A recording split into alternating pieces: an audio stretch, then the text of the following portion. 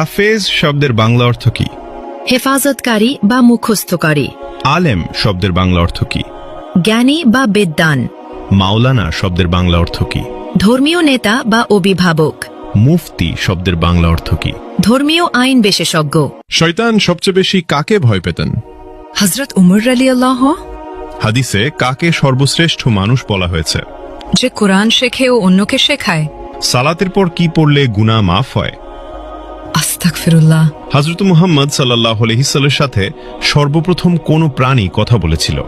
উট। নফল শব্দের অর্থ কি? ঐচ্ছিক ইবাদত। রাসূল শব্দের অর্থ কি?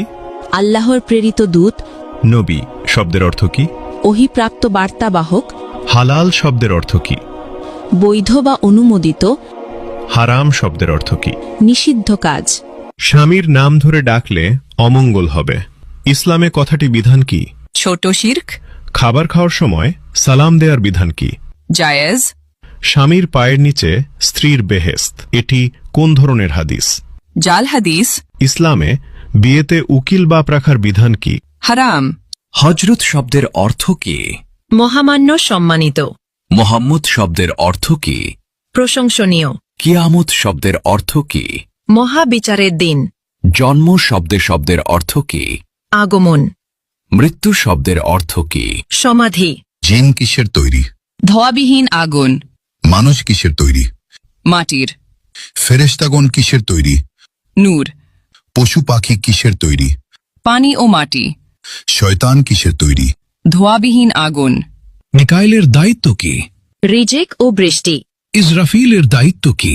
সিঙ্গায় ফুক দেবেন। জিবরাইলের কাজ কি? ওহী পৌঁছানো। আজরাইলের দায়িত্ব কি?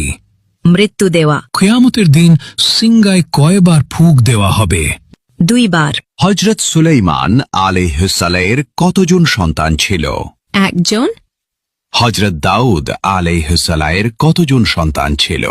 19 জন। হযরত মুহাম্মদ সাল্লাল্লাহু আলাইহি সাল্লাম এর কতজন সন্তান ছিল? 7 জন। 3 পুত্র 4 কন্যা। কোন নবী এখনো জীবিত আছেন? হযরত ঈসা আলাইহি ওয়াসাল্লাম। হযরত মুহাম্মদ সাল্লাল্লাহু আলাইহি ওয়াসাল্লামের নিজ হাতে তৈরি মসজিদ কোনটি? মসজিদুল কুবা। কোন নবী সবচেয়ে বেশি দিন জীবিত ছিলেন? হযরত আদম আলাইহি ওয়াসাল্লাম। পবিত্র কুরআনের প্রথম শব্দ কোনটি? ইকরা। কোন নবীর নাম আল্লাহ নিজেই রেখেছেন? হযরত ঈসা আলাইহি ওয়াসাল্লাম। হযরত মুহাম্মদ সাল্লাল্লাহু আলাইহি ওয়াসাল্লামের জন্ম কত খ্রিস্টাব্দে? 570 খ্রিস্টাব্দে। হযরত মুহাম্মদ সাল্লাল্লাহু আলাইহি ওয়াসাল্লামের জন্মস্থান কোথায়? মক্কা নগরীতে। হযরত মুহাম্মদ সাল্লাল্লাহু আলাইহি